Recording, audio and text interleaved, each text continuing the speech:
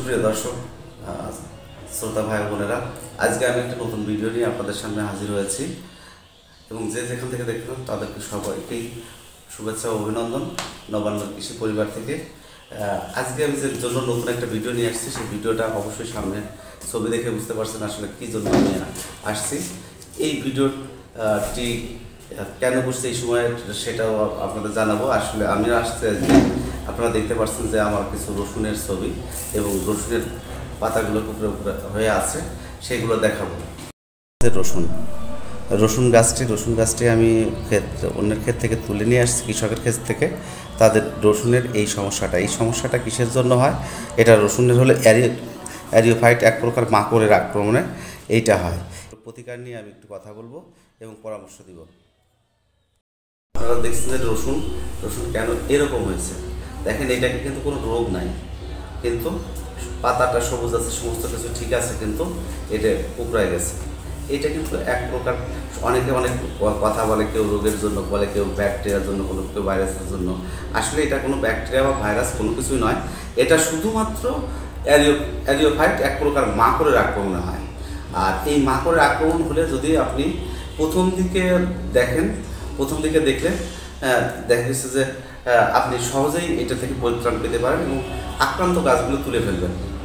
এবং রসুন কী করবেন, রসুন গাছ পাতলা করে দিবেন এবং আক্রান্ত গাছ দেখা মাত্রই আপনি মাকড়নাশক স্প্রে দিতে হবে।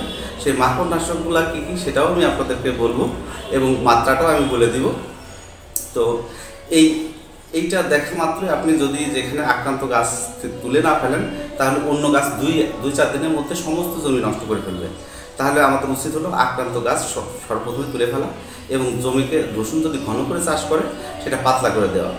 দ্বিতীয়ত, যে আমরা মাকড়নাশক দিয়ে আমরা যেভাবে এই দমন করব, সেটার ক্ষেত্রে অনেক প্রকার মাকড়নাশক আছে। অ্যামামেকটিন 1.80 যে মাকড়নাশকগুলো আছে বাজারে, যেমন সানটেক আছে, দেখেন সানটেকটা আছে হলো আপনার অ্যাম্বুশ, এবং সিনজেন্টার একটা ওষুধ আছে ভার্টিমেট। এগুলো সবাই আপনারা মোটামুটি চেনেন। এবং আরেকটা আছে একটা আছে ডাইমেনশন।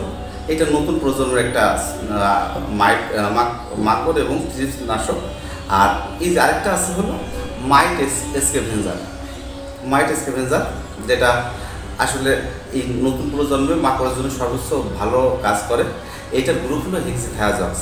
এখন আমি প্রত্যেকটা ওষুধের ডোজটুকু আমি বলে দিব। এই হেক্সাথায়োজক্স মাইট স্ক্যাভেঞ্জারটা দিলে অবশ্যই আপনি 10 লিটারে 5 মিলি, মানে পার লিটারে ½ ml করে দিবেন। তাতে আপনি রেজাল্ট পাবেন।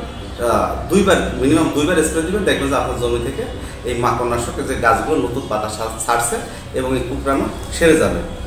দ্বিতীয়ত, যে সানটেকটা দেখছেন, সানটেক বা অ্যাম্বুশ যে দুটা দেখছেন, এইগুলোর হলো ডোজটা হলো 1.2 মিলি। অর্থাৎ আপনি যদি 10 লিটার পানিতে এইগুলো যদি স্প্রে করতে চান, অবশ্যই আপনার 12 মিলি পানি দিয়ে 12 মিলি ওষুধ দিয়ে স্প্রে করতে হবে। আর আরেকটা আছে হলো দেখেন ডাইমেনশন। এটা কিন্তু একটা আলাদা ধরনের, এটা থ্রিপস এবং মাকড়নাশক। এটা হেগেম বাংলাদেশ লিমিটেড কোম্পানির। দেখা যাচ্ছে যে এইটা দিলে আপনার যদি থ্রিপসের যে আক্রমণগুলো হয়, পাতা শুষে খাওয়া, সেগুলো দমন হবে এবং আপনার যে অ্যারিওফাইট যে মাকড়টা, সেই মাকড়টাও দমন হবে। তো এইটা 2 in 1 কাজ করবে। এবং যে সানটেকটা বলছে, এটা র্যাবেন অ্যাগ্রো কেমিক্যালের। এইটা কিন্তু 10 লিটারে 12 মিলি করে দিতে হবে। আর এটা অ্যাম্বুশ, সেটাও 10 লিটারে 12 মিলি। এবং সিনজেন্টার যে ভার্টিমেটটা আছে, সেটাও কিন্তু 10 লিটারে 12 মিলি। এইটা যদি আপনারা এই অ্যামামেকটিন 1.80 যদি আপনারা স্প্রে করেন, তাহলে মিনিমাম 3 বার স্প্রে করতে হবে। তাহলে আপনি এটা পরিত্রাণ পাবেন। আর এই যে মাইট স্ক্যাভেঞ্জার, এটা 2 বার স্প্রে করবেন, 15 দিন অন্তর 2 বার স্প্রে করলে আপনার রেজাল্ট পাবেন। ধন্যবাদ।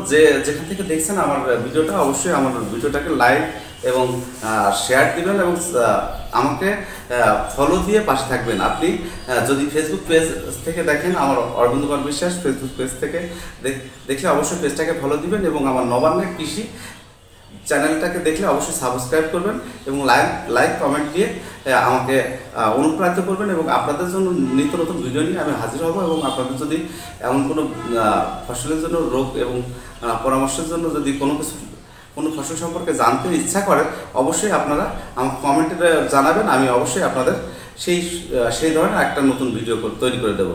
ধন্যবাদ সবাই।